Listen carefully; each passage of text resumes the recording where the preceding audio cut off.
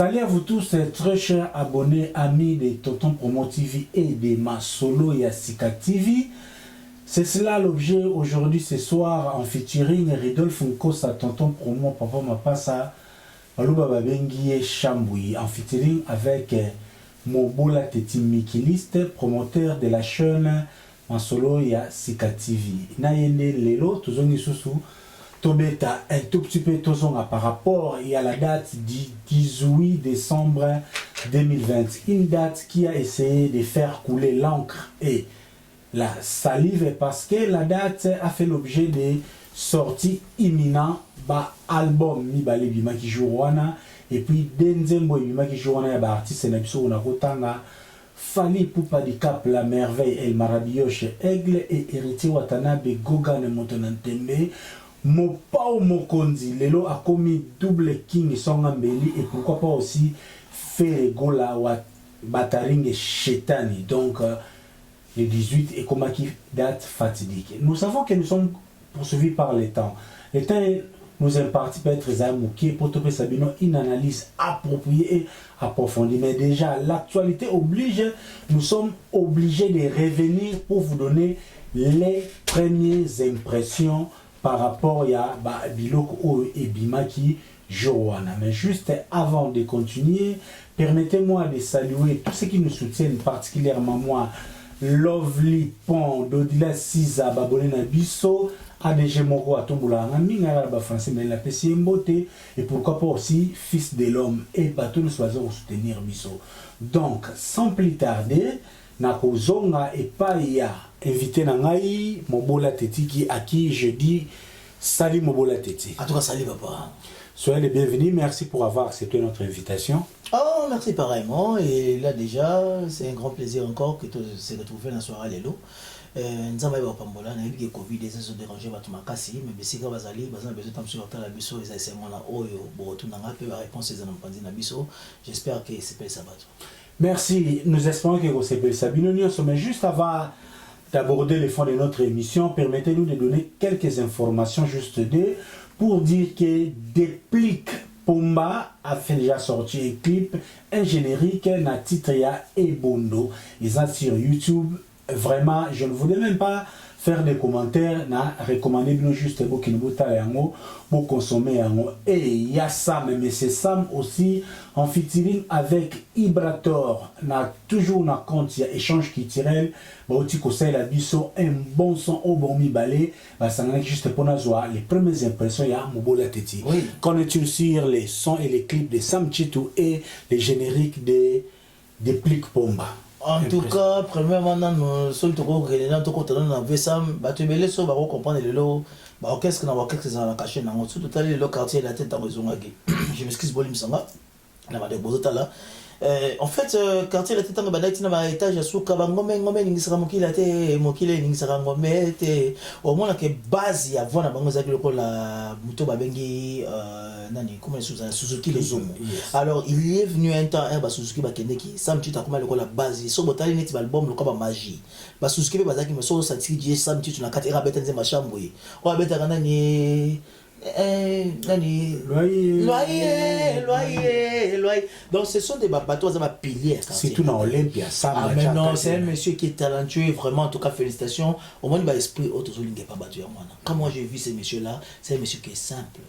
Azana ba connaissance pour le quoi bateau tout bazan wa musicien congolais. Et surtout qui s'est rabattu à pesi pe occasion Ibrator ne a composé. Ah le bateau le komoko boya le que non ngai nazo beta conscience na Ibrator est venu me visiter. Alors tant que ba yaya bazana ba conscience, ba yaya ba tout a besoin de musique bangwana. Attendez que non il n'a pas eu courant de pas censé on aller kinangai. C'est un yaya qui est ouvert, qui a un grand cœur. En tout cas, monsieur Samuel, n'a pas su mot de musique Azali, c'est ton petit frère, Mobola Teti, avec accompagné avec Toto Promo. Alors, ce sont des gens de bateaux Tolingi, culture, échange et culture, fait ça là. Et comment tu as trouvé cette chanson? En tout cas, c'est non, très bonne chanson. Bah, on va rater. Bah, comment on se dit, Madilo, à Pepe Kaliamo, il y a un autre Marambo, et ça m'a vu, il a talent ça là. Pour vivre aux alamos. Et ça, on a vu, il a regardé.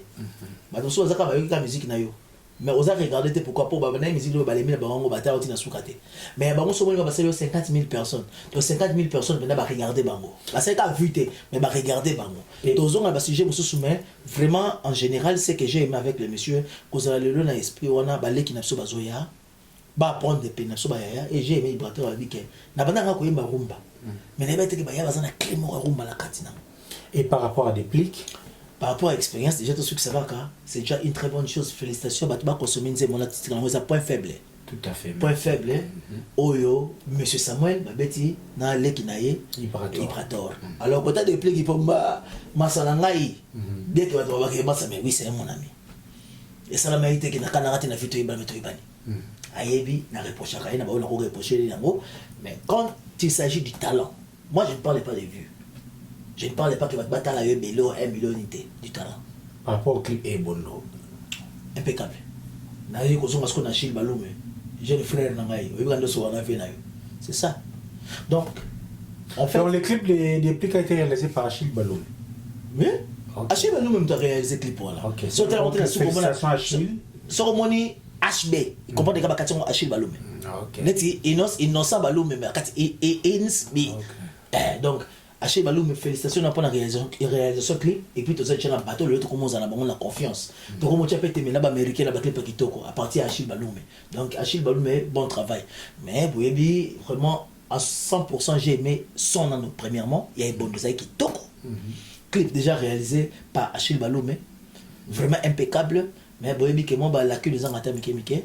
Baloum, sous temps de l'artiste, il faut que nous fassions des choses qui sont pas moi côté mususu era zobine bondo eza kwa nzele moko bazana ma nzoto ebele moi ba kaleso continue sima neti kilota mokuse musique ona non depuis kayebi aza garçon moko frère moko ndeko moko aza trop ouvert aza pena prêt à zorane ba critique yango ba genre esprit master ona akene musique na musique Congo. Merci beaucoup. Donc, pardon pour passer à 30 secondes déplique félicitations ndeko na biso Sam Chitu Yaya na Vibrator comment félicitations déplique peut-être du moins côté clip ça va nous sur la vérité mais au le le mot boy au bengala moi pe no pas ça kumisa yo mais yo monter la que non c'est non ça succéder mais il y a des choses qu'on a danger alors yo linga bateau bazana esprit ouvert boy déplique tu as effectué un bon boulot un bon travail mais tu as la rapé tout ça na bateau yo ba leki ba kota la pe yo ba ndeko ba kota la moi côté moi na jeune fille moi ero tanga ma bible moi moi ba la tête kilota noir boy ebi na taille na ndenge za ki pena propriété pour la clip mais quand même vraiment à 100%, on repère sur 90%, tu as effectué un bon boulot. Vraiment merci. Merci beaucoup du bon boulot et bonne chance à Déplique. Tu as aussi en février avec l'occasion et l'opportunité. Si Dieu nous prête vie, tu as support de décortiquer à moi, alors il y a là. Et juste pour M. Samuel en tant que spécialiste et à digital marketing en ligne, il fallait vous aller à l'aise. C'est bien bon, il y a un clip et pas il y a un dombolino pour la visibilité. Mais aujourd'hui, sur Internet, même avec une chaîne YouTube vide, si vous avez un bon son, un clip ou une qualité, avec 0 abonnés, vous pouvez faire des millions de vues. Donc, juste là, on a la bateau au bazar, ça vaut aussi pour Papa Chéri, pour tous causer là, album, et jusque là, chaîne nous exalté. Mais pour maintenant en venir au sujet du jour, Mobola Teti. Le 18 était devenu une date mystique, fatidique, ça a pris presque 3 semaines d'actualité et dernière semaine d'actualité, date 18 est quand même à casser derrière pour poser les bases des Alaki qu'il fallait pour annoncer la sortie de Tokos D. Héritier Watanabe aussi avait annoncé la sortie des mi-hanches et mi-démons. Mais la dernière semaine, la dernière sprint, on a vu Koffi Olomide aussi qui avait annoncé un single intitulé Université, interprété par Cindy Lecker qui a chanté Koffi Olomide. Et au même temps, Ferregola est venu avec les clips. Et ça, c'est une Oko. Un clip en Okoyoko. Okoyoko, ok. Donc, dans le moment où Nyonso, ils ont déjà soit dans la plateforme de téléchargement, soit dans la chaîne YouTube Nabamo. Mais je sais qu'aujourd'hui, je précise encore, aujourd'hui, tu as ma première impression. En professionnel, on n'a pas encore net tout à Tokos 2, ils ont tout un album. Mi-ange, mi-domaine, ils ont tout un album. Donc, les scrutés en espace de 48 heures, ça serait vraiment pas professionnel, mais les Tozo Zoaba, première impression. Et pour ces, on a commis pour vous Mobola Teti, quelqu'un qui a toujours été verdict, qui n'a jamais lié sa langue. C'est avec lui de Toko décortiquer ba première impression. On a une bonne partie que vous avez plus mi-ange, mi-démon, na Tokos de parce que on est à balbonne. Mais pour en venir, Mobola Teti. Oui, père. Date c'est le 18 et comment qui est un peu mystique, comme je l'ai dit tantôt. Yo déjà, il a dit qu'il fallait na héritier balosaki ba date. Mais les affaires à côté. Qu'on fait le monde à côté. Na guerre on est à Carreda soana. Ba monsieur ba dimbleni ba Karim Mokonzi, ba tibiki ba côté 18 et ça qui même partie mais na mona ipe ko tuna ni masa na biso na ni cappuccino. LBJ pas bisa jour. Donc comment il dit c'est comment il mutu. Mais pronostic d'abord en tant que chroniqueur, un moutoyo, à ça analyse sur notre musique. Avant la bloc Bima, toi, mais qu'est-ce que tu t'es dit par rapport à la date le 18? Bon, en tout cas, on a pas si mot na basta Sébastien Mobutu.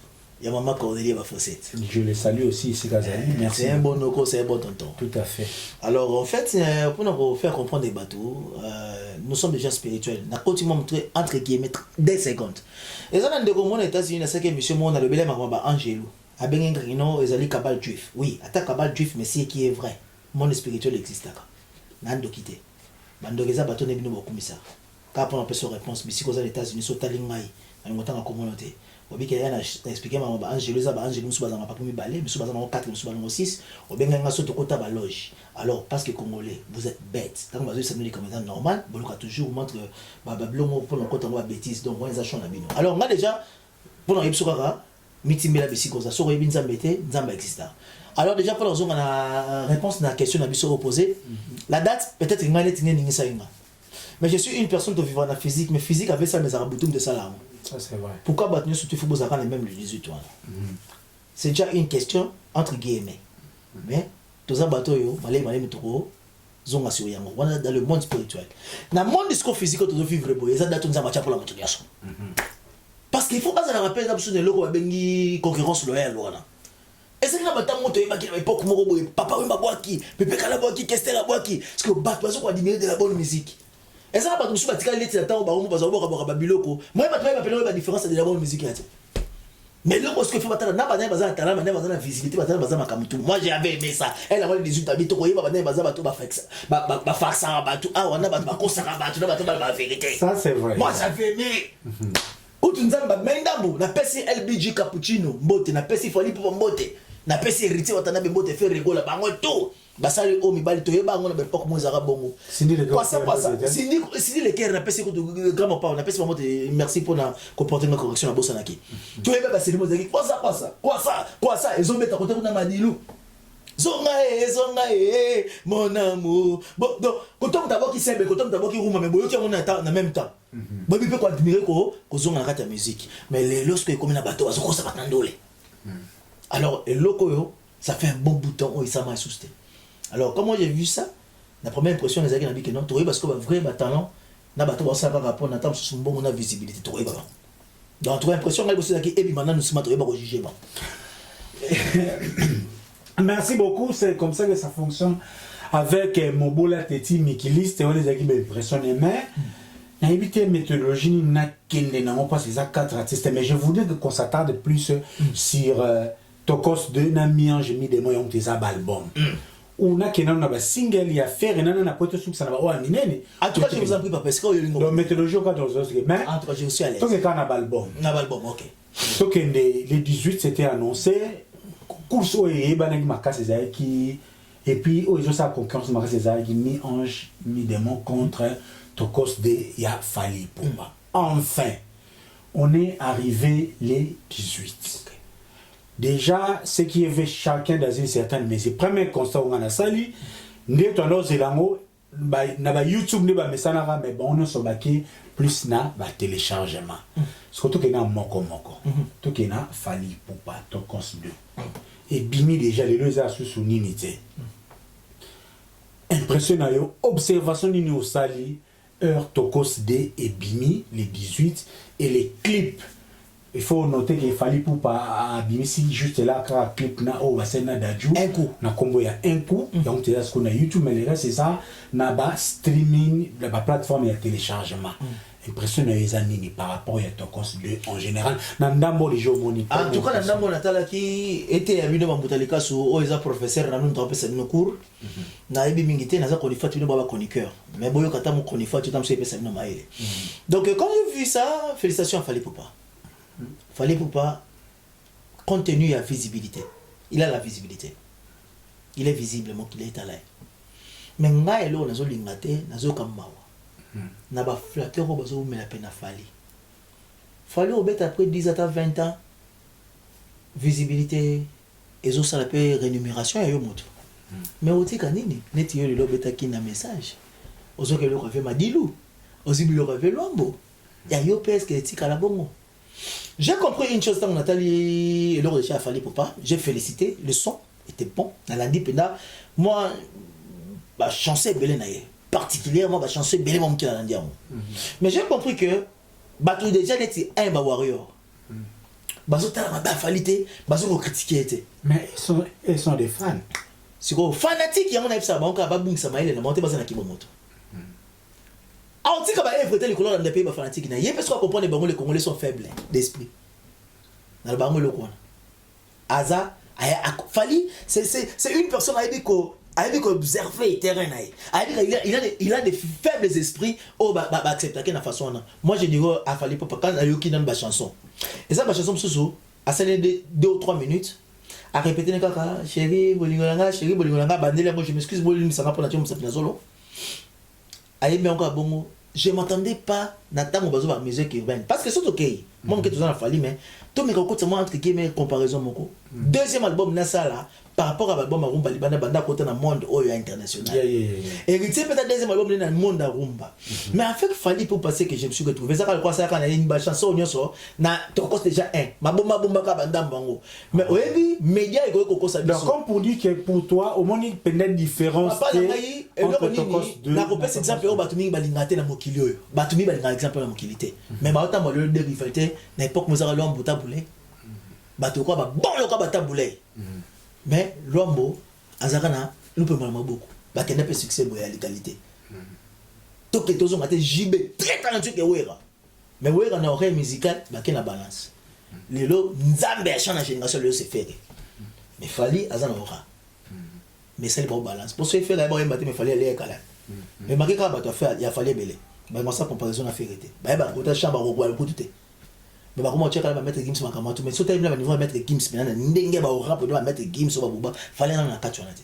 azo bunana kota mais quand on dit la musique n'attend on a dit le quoi je trouve ça le quoi continuité il y a Tokos mais na kati na pesi kaka et là on a demandé ce soit entre guillemets na bossa na mom kezongi quand faire ça ba tukena mekine mom ke rumba trap zama regarde moi papa a changé na ba corps vocal ça dit que tu as aimé la niveau de Baïmbate. Ah, ça c'est vrai parce que avec ça regarde moi faire donc au moins là que tu as pas son lambu maintenant que tu le comprends que master oyo une différence visible donc ça dit maintenant que nanga musique ça comme betaka nanga abika meki mo rumba trap ça dit que eh muto pena pesi couleur mususu ko différence mususu mais avec Fally c'est normal na mona même voix rien de spécial en voix ba couplet et c'est belé aembika mwandambo bima kitikela nga ndako après zongine kaka bolingo donc en fait batuna yesi ba comprendre mingi mais attention pardon tape sur les okata ngai ba comprendre mais batuna yesi ba comprendre mingi ba peta na kata pona bimiso oyo za na boite ok c'est vous j'en prie alors te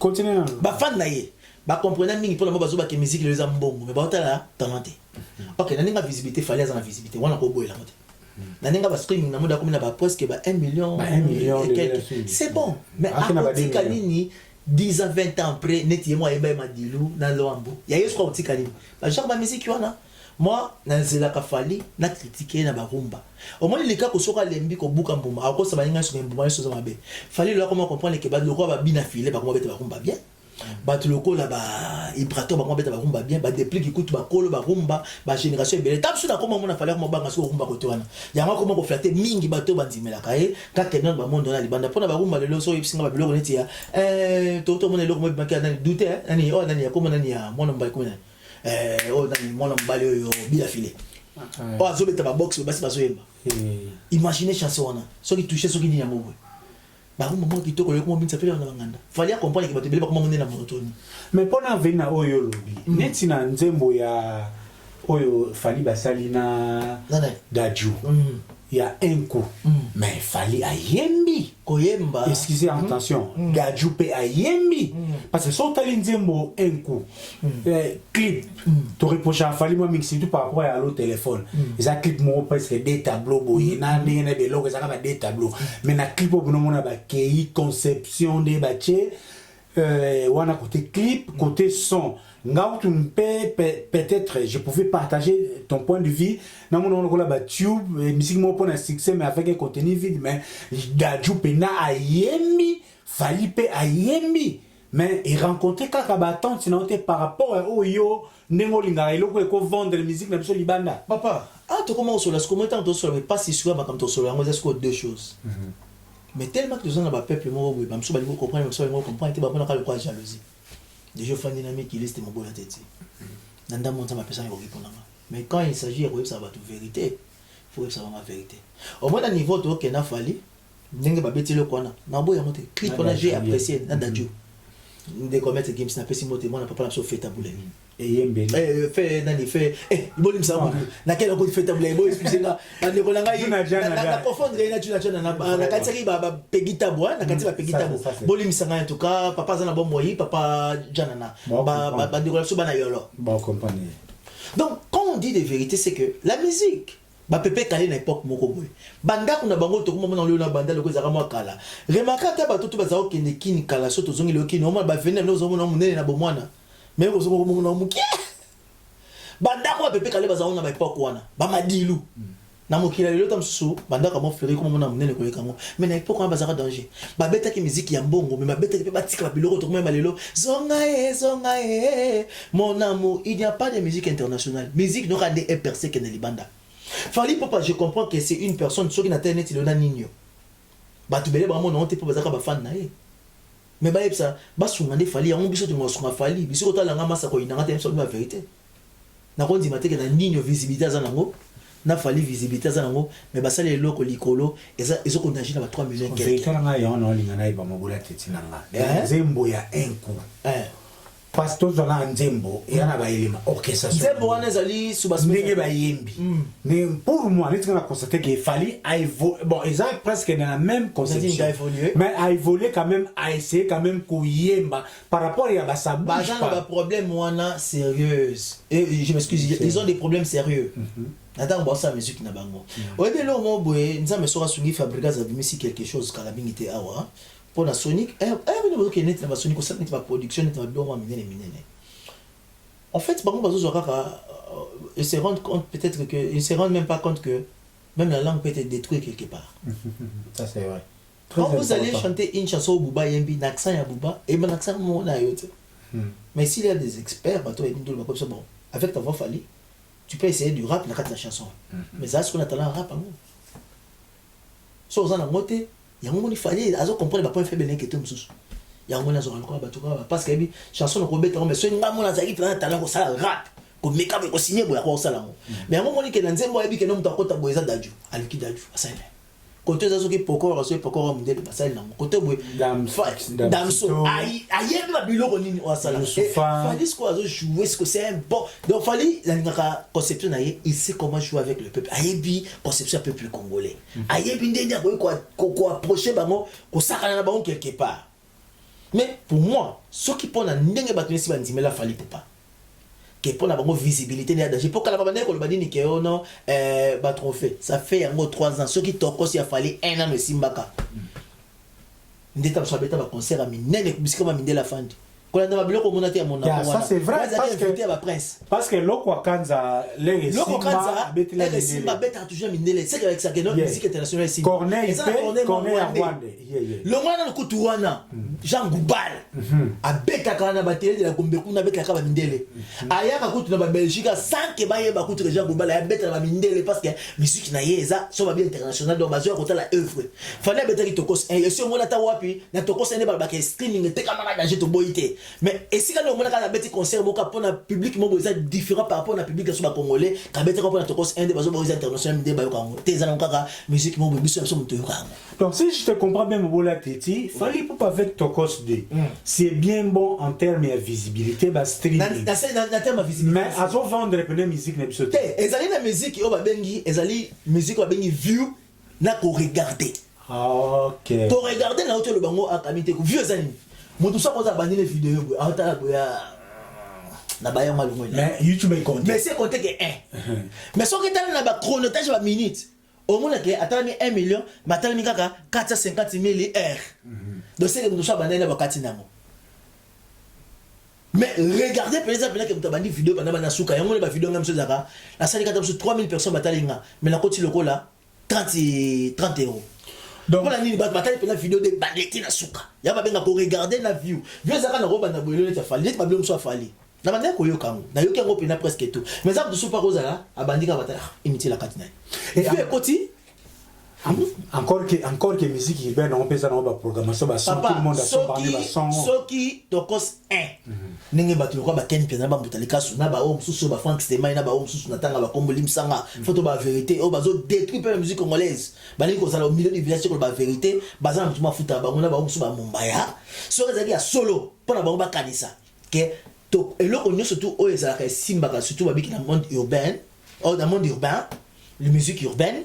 Soke simbaki ndenge zalaki Corneille ya Rwandais tango betika eloko fungoli ba porte loko kanzera bete fungoli ba porte Jean Goubal abete la ndeba mindele parce que bani ba découvrir loko wana culture YouTube ezana mutu ba benga Jupiter congolais mo Jupiter oyebi congolais mo Jupiter na teso boyebi azamo na lemba.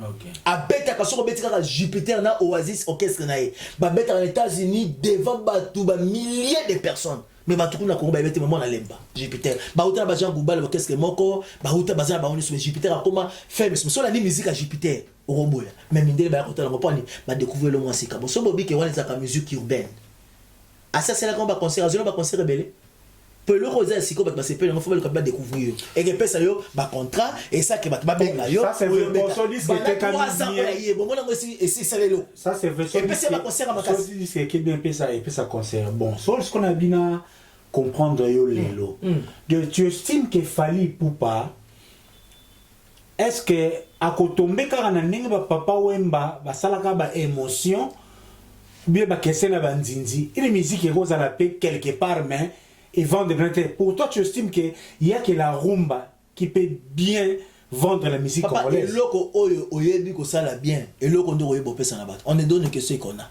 Fallait agoutir ba kibit na ko ya bon danseur et bon chanteur. Toyeba kiena o kanga na sentiment loko na pression ya prise électrique le keto na ngezo chauffeur toyeba kiena biloko wana. Père oyebi soko zui muto azola melo damaza ba indien oza indien propre na yo congolais zo meka kolamba damaza ba indien bola mande monte muto ayebi olamba damaza ba indien ola toka l'esprit na ye Mobola Teti na yebi que so zo ba mabe bolimbisa ngande ko na ngai omoni soki muto ayebi kolamba damaza indien azola melo damaza ba indien na yo muto kena cuisine ata ba biso na zara chef pe na yebo lamba mais tant on basé sur recette ba indien ngana za na opela mo limite mo planter la idée nga mais ya botam pa kolina babilo belo to zo ngato kene to falsifier le la musique. On ne peut pas falsifier la musique. Je ne refuse pas. Et ça n'a pas tout comme on dit la musique n'est pas monde l'amour. Mais moi j'ai toujours donné ces conseils. Habiter dans le minute maintenant expliquer qu'il fallait le masuka. 30 secondes. Tout on peut avoir conseil un conseil. Conseil sur la fallait clôturer. Tu es un grand parmi les grands de la musique congolaise. Mes frères, aux autres c'est dérouté pour la classe où ils comprennent que banouami qu'est-ce que c'est sa musique na. Tout ça on a besoin. Tout le monde a fallu pour parler biso. Toyebi kolobaki que non ozo kotama mon deuxième album na yo ça na monde urbain je m'excuse asa ki tokos te cause de deuxième album na monde urbain parce que bazo betene ka ba musique na so ba congolais mais carrément ba rythme il y a variation mais open ça monde urbain Fally Ipupa ozo que de bon mais il faut toujours le améliorer quand tu as streaming là tu es bon vous avez la visibilité na robo la montée. En tout cas parmi les générations il y a des musiciens congolais qui font dans la carte ya Kinshasa pour les bandes ba Gims Balekio oyebengo Gims déjà tous un disque d'or ça fait 3 ans ngo banda tokos un fallait ça un disque d'or na zuité ce qui veut dire que ba vieux c'est ba mais ba regarder te pe ba so mbaté so ba somba penda et surtout les studios ils ont 50 000 somba soko sombi disque moko za na valeur sur 1500 soki streaming donc so na ya songa nga loba mais ça so da disque dokala donc mais comment on a bateau ba comprendre la vérité ba mona kaka et ne jalo la ti mo montre nga bien nazala nga moi bien na disque da jalo pas na s'il te plaît les gens ils totika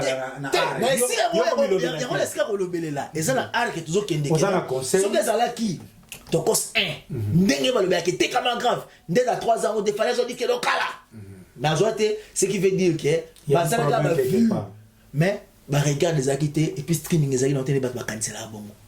OK, merci beaucoup. Voilà. Alors conseil en fait ça fallait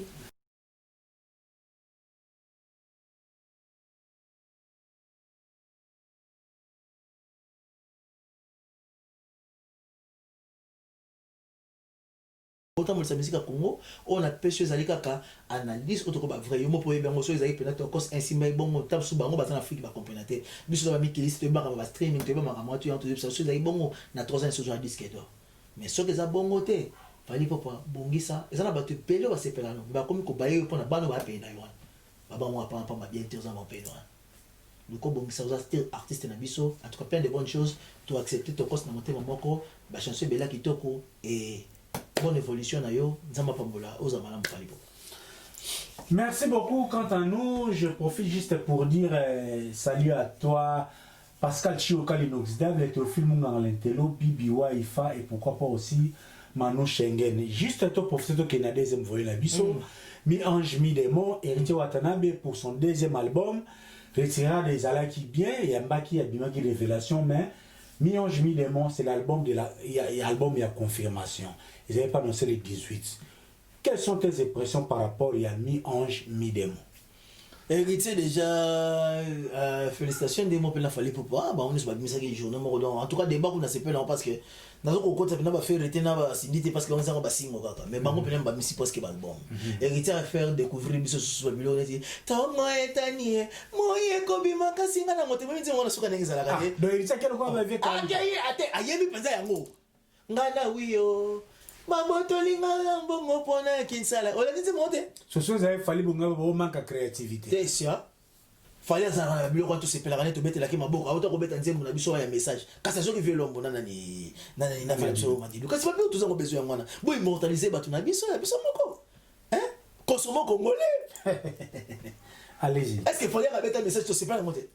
Azu guitare avait absolument azu partie avait absolument pas et na niveau la somadilo na nenga vocal c'est ce que nous avons besoin aujourd'hui de savoir immortaliser nos propres artistes et Héritier Watanabe a joué du pur rumba et tous en a facilité oui et là au moment de faire notre sur la fois passée papa au son sanga le Congo te combien de difficultés avec la musique sur les bandes tous ça qui na bali poids tant mon que ça nous bien bon tout c'est ko ngwe ndo wazabanga bamende bangane ba Nigeria wana tout bazaki nde ko consommer la musique en passant Vinza nzali auto kufa pe à son âme asa star na ba Mali na ba ni pona to suka ka ba o baza suka batika na bon moy ba général de Fao ba oui le longomba musique ni ba so ke li banda général de Fao obera zo ndingisa ba mboka na kuna asa ko ndingisa bona nzemu ya papa poni nyotiki ndako Papa poni nyotik les comme vérifier tes poni nyoti mi vient kiliba chérie est-ce que ça qui musique internationale mais bakanga bakotona tout moi ici na mona mondela zoyoka soki otendela munanga ekoma neti phrase tonda ba faute belé c'est ça la musique et percée par la classe elle lika et l'équipe à nation écoute ma continent et continent international nazong c'est le coup la bamba oh la bamba bah moi qui mexicain bah mexicain je pense pas sur la paix espagnole est-ce qu'ils avaient besoin de ça la mon interprétation français anglais pour pas comprendre non Héritier Watanabe il a joué de la musique sur dans un monde et le roi désolé le comment ba 1 million quelque c'est que pas besoin consommer musique na biso mais anini tous en a aura wana soucier offert pour propulser musique na biso to comme on a makambo différent vraiment na moni musique ya ndiko na biso ebimi nga asanga plaisir surtout nzemba yemi la vela nga bailo kanto bailo kanto yes est-ce que héritier pasoli mouma master ngai héritier bisiko zali gogan moto na tembe frère Rwanda c'est un bon chanteur baba akenda ni kutumisa le chanteur frère Antuko Boyemba frère Boyemba nazo kanga mo master wana na fali sur la vie est-ce que bisika avec Carlo azali siko minito est-ce que soyo kake akufina ntemba mbie asa so nzemu so abete on comme un seed boy na biso le seed boy et là on a compris les bisika biso héritier membre de cela qui va asala akomai badimile pas obanini fachi alukaki soki nani fachi alukaki nani comment on démocratie amona ki passe pelo ngape na moni na zoluka démocratie pela bolingo na comprendre que asala fora yemba yemo ba biloko ne bien qu'on peut par exemple moi exemple typique que soki parole ko melo ko comment moi muke na ba sens mo bo fo eza moi muke abrégé mais pessimo sens nango mais na bi que abundi moi pas ko travailler mon suna kati mais je le félicite ces messieurs là et maintenant permettez-moi toujours maintenant na featuring na bango héritier Watanabe na Vebailo Kanto conception de basali parce que la chanson sans retard on a mais sur la chanson ndenge ba bongisi orchestration nango ba benda bon na ba entonnement héritier entonné Bailo entonné na entonné sko question réponse penaskoyo tamosko ba tiki héritier skoyo ayembi après na ba cœur Vieux Bailo Kanto azoka na ba entonnement na yo papa est-ce que couleur ou un mixage est-ce qu'ils ont trouvé la bonne solution? C'est en fait ça qu'on appelle la musique. Et ça là au monter c'est comme ba maté on a salé maté. Mais chaque album to c'est là tout monde attend mon que évolution mon kobo. Sur au tali album héritier les cas retirada na o yo sentir que les messieurs a poussé sur intelligence na nenga chant. A quoi il la même voix. Moi je senti octave ou chose comme nango.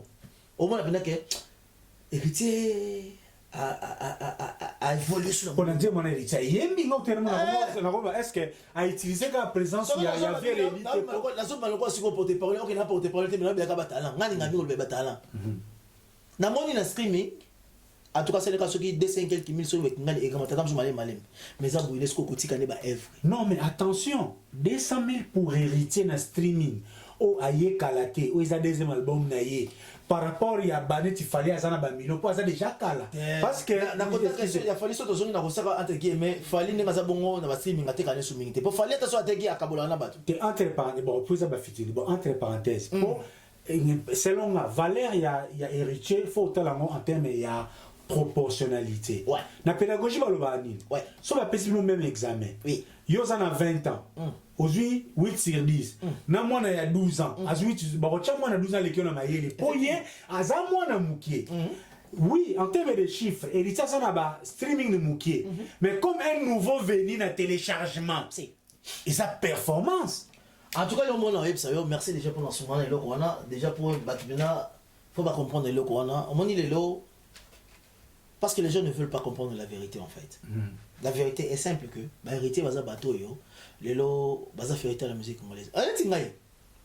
Donc non, bateau la vérité n'a pas fallu en fait. Pas ma génération moko. Pas vérité avec n'a pas fait. Fait n'a pas fallu ba génération. Bon, on peut na grand question ou tu quartier la ba génération. Tout à fait. Na mona até ko fallait les faire les et na mona até fallait les héritier les qui fallait. Ba nan dele moko butala ki ngate. Mais ah tu zo ngara ne ba mom tu zo boma congolais. Putain de macafinerie de bordel. Bonjour comme ça, j'ai entre quoi de macassins. Bonjour entre quoi de macassins, on est plus pas problème. On était musique locale, la musique qui était. Bon, ils ont tous joué de la musique. Deuxième album, il y a un héritier, la musique dans surtout benga congolaise. Ce qui est benga local, na bateau ba comme musique urbaine, tout est musique internationale. Mais le monsieur a frappé fort. Et parce qu'il nous demande déjà pour naïe, c'est déjà bon. Mais ce qui est politique. Hein? À la politique, il y a promotion au sein de la tête. Et là, vous avez quand moi là. Donc, pour toi, pour héritier, l'album c'est déjà bon. Les restes, c'est ça à travailler. À féliciter. Est-ce à féliciter, à louer vraiment. Est-ce que mon boulot l'a dit? Parce que mon héritier, on est avec David Monceau, qui est aussi un routinier de lycée musical. Azé na possibilité ça la paix ba featuring et belé. Azé pas la possibilité de taper musique urbaine. Est-ce que ça erreur de sa part? Excusez, sorry, Nassi c'est ta question. Ça erreur de sa part. Aluka un album yemoko à s'exprimer à 90% et puis attire la mine na rumba. Aza sur naï. Aza sur naï. Aza sur naï. Et le nom n'est toujours qu'il ne boit. Neti ndeko na biso moko to tongi kombo to so kombo. On va pas pour jour oyo. Amona ka luki mbuma zo ngote. Aïe, ça va n'importe surtout que mon papa est en mabe. Parce qu'il y a quelqu'un qui a beaucoup de étapes aussi. Pour ma cause, moi flexible par rapport à Niamanios. C'est en fait ça avec la musique congolaise. Ben, tu vas rater sur le baron baté. Babi a filé baron rater sur terre. Ben, il prato le truc moyo kabango. Ou qui comme ce qu'on pense dans le monde. Ben, on va battre sous. Baron me devait que non, oh, tu continues au niveau international tout parce que monotonie le chimique. Héritier a beau frapper, les deux sont pas bons en français, bon français, a beau frapper, tout a bon frapper. On a l'essentiel message des cas. Donc, s'il a beau frapper, merci. S'il a bon frapper, c'est bon PKK.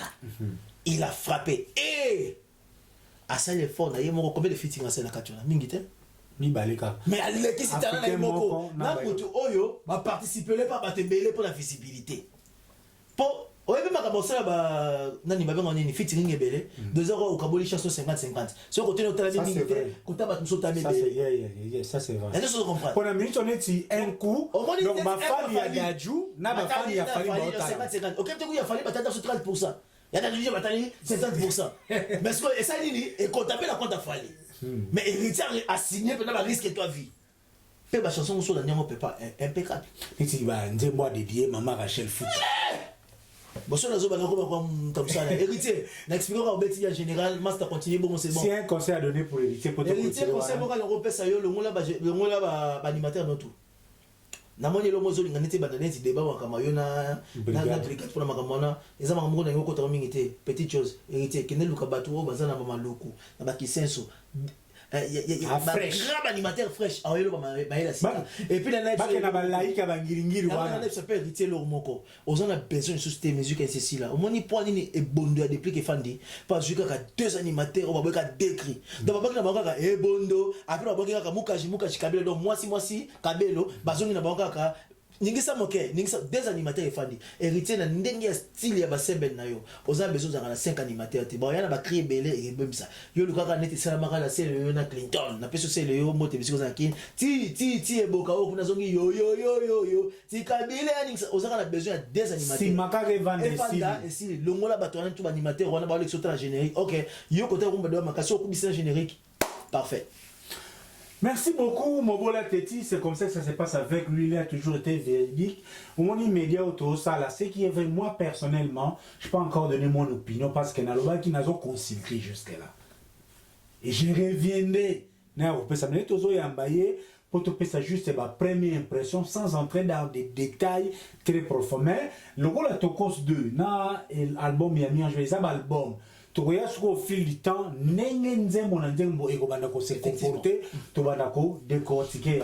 juste le temps de dire merci beaucoup à Dorothy, la femme de quelqu'un, d'Odila Sizayoza Warrior, il faut les supporter comme ça, c'est la reposa Warrior Yamayele, et puis Warrior nous avons c'est Blabino Oyobaza pour la bonne musique. Ici, on ne fait pas la langue du bois, on fait la chronique avec grand, c'est parce qu'on a d'abord des lignes éditoriales, des cahiers de charges et surtout l'indépendance d'esprit.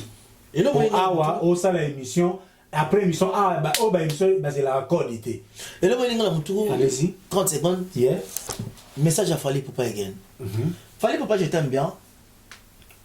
À l'égard de TV5? Yes, oui. Fali Poupa, aujourd'hui, temps, il y a le Foufou. Mais le préféré, nous l'Ingolia. Foufou n'a pas de yes. Ça, c'est vrai. Si vous imaginez Fali Poupa, ce qui au sein qui promotion la rumba congolaise na besika fufu na pondo so ça qui la promotion la musique congolaise oh ils ont continue la piste ba fungole le banzela ya funga malasi bandeko ba otela so partie ya vidéo bomona ka ba poser ta question na yo kumisi na yo makama rufu ya olia kutso le bela fufu et puis les débats tout nyo différence c'est na kitokos 1 na tokos 2 fallait ça une réponse tout tata marina maloba déjà ba tumso so ba musicien so balinga basa loko yo donc yo souci no ka fali fa te karumba ndenge tabule te ka karumba na ole mais est-ce que visibilité tout ça ngo et que non ka perdre ka pas linga ko tsambo matiki ba œuvre bien té on le déjà suffisamment venant long à l'âge. Permettez-moi la réalisation, merci beaucoup de rentrer chez moi avec mon bras Teti. Il a tellement de visibilité. Ah, tu vois, les gars, il n'y a pas de pour battre moi, c'est pas ça. À côté, il y a une bonne visibilité, mais attends, ma pépé, quand il va visiter mon époque, on a Banda, Bazan, va côté, Batika, va bloquer bien. Hein? Et ça bien pour l'artiste, c'est ça, c'est bien. J'espère que vous comprenez avec moi. Au moment, à un moment, dans une certaine mesure, quelqu'un comme par exemple Mobola Teti, attends d'abord, bateau, Bazan, Baliti, éveil des mentalités. D'abord.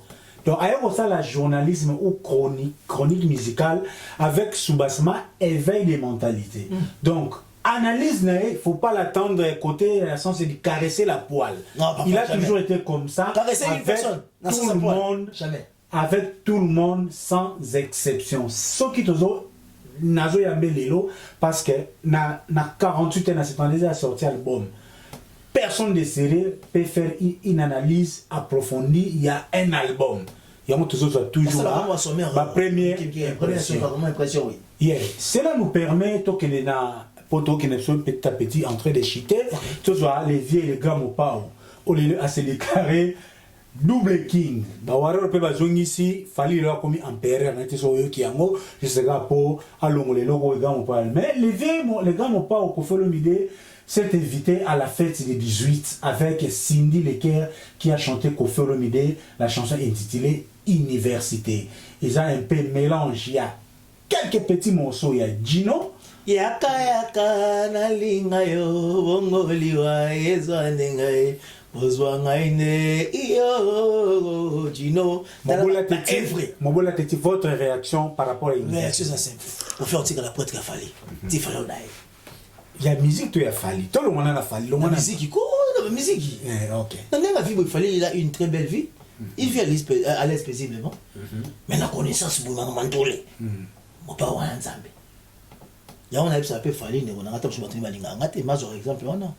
Baimba nzimba ekachaka nga vraiment et mawatu vient na zola tende mona ye a peu ses chances soit ni ngabe fallait on tête sur vraiment na bi que musique là mais vient on peut entre autres papa zala c'est ça on a na bi que musique ça ba sacrifice bien mais et là vient on appelle ça comme ça il fallait comme le faire vient on peut entre autres azo doublé azo beta doublé ayembe ngona kata nzembu na ye awa na sindi ayembe ngona kata nzembu na sindi awa mutu nyosa ngazala moi boso ça pesa ngosai moi na ça ngazala les premiers moi na pesa ngazala les premiers pour faire les premiers solo donc écoute zigzag c'est quoi aujourd'hui hein nous sommes ici pour aider les gens papa vous le savez na mona ka ba mission na ton promo j'aime les gens qui disent que non papa nous voyons la réflexion en toi l'intelligence. Merci beaucoup. Et moi quand je vous regarde aussi je me dis de moi-même oui ngai loko bato ba comprendre parce que quand moi qui intelligence na qui voyou na kati bato ba swanga moi qui na image mais je sais ce que je veux dans ma vie on va tant toujours soigner bato zamba bato soigner chata que là on soigner mais mais faut ba mingi ba vérité c'est vrai fallait pour pas ne peut jamais se comparer à Koffi Olomide le premier qui est là il y a mon moni Sindia Boakeli ba on a kati nzema université abi nini moi la histoire la classe en les premiers rentrons dans les fonds de l'université couleur il y a orchestre de musique est-ce que l'autre va monotonie est-ce que c'était une bonne idée pour les grands mopao aïba moi le mot ya Gino allez apé ça ce que Cindy espace mobo à s'exprimer mingi ba œuvre ya mona yaka na linga yo bongoliwa ya nango kozwa ngai pe yo Gino volim sama voix bien te et le moko na mande vie ko faire bon orchestre na ye bato aza bato kitoko o bayebo yemba ko ba omba c'est là tozo kende tozo songa na sikala na université wana université wana ngai problème jamais ka couleur wana couleur c'est bon oui nga problème na ngato yoka musique ndemo na binote o moni loko ezaka eloko na ngai guitare nga na kanze muteke po mutayembi boy na tala na connaissance à l'étoile on est requiem ouais même ma soumami tu Koffi nous a fait exploiter des musiciens qui sont des bons or que banzi mona ça ne devrait pas être là la Cindy à 100%. Il fallait que ma classe me soit côté. Selon vous, donc Nzemba université, il fallait pas omba base à la mise au devant. Papa, tout fait nombre, moi ça fait moi sur le rail le guité. Mais ça fait 5 de sur le long. Il y a un moment net singa, premièrement net na yembe la Cindy rien de spécial. Laissez mais ça na voix. Une belle voix. Une belle voix. Très belle même. Excellente. Mais ils ont pas tout ça. Na qui excellence wana net l'autre comment on a Koffi mingi. Batumi ba comment musique les arabes beta le bousson ba misa tuné moka so hôtel ba kasa ba Koffi ra MV12 tango zo kanzembo nani alinga ngai zokere aboyinga tango zo kanzembo aspirine ozo senti ba diversité ya variation ya ba rythme mais le Koffi comment quand dit moi oyoki bado ezaka neti nga betcha oyoki nzembo ya dadi sokokonyo ki samvula likola tolo même rythme. Je pense moi la mentionner ayemba qui tourne dans la connaissance mais à même les Koffi Olomide monotonie trop. n'a même ordre d'idée. Égérie, Cindy mais ça n'a pas millions de vies. Mais on ne les consomme pas encore dans l'espace de spectacle. Et c'est estimé qu'il y a université. Et comme ça, la différence, on a une chanson bien accueillie, qui se comporte bien sur les nets et qui sera aussi, non, en termes juste de projection. On a Corona, mais sans ça, les projections en tant que par expérience. Vous avez su que tu as bien fait parce que tu as mingi hérité na fali pour bon babisi album. Alors sur le côté où il y a fait le midi na faire les abasingo. Mais na nenga basingo nzembo lokola université za momuke rumba. Ça a la chance que attaque tu ba confirmer zali mais elle a consommé. Pour ça moi chanson douce.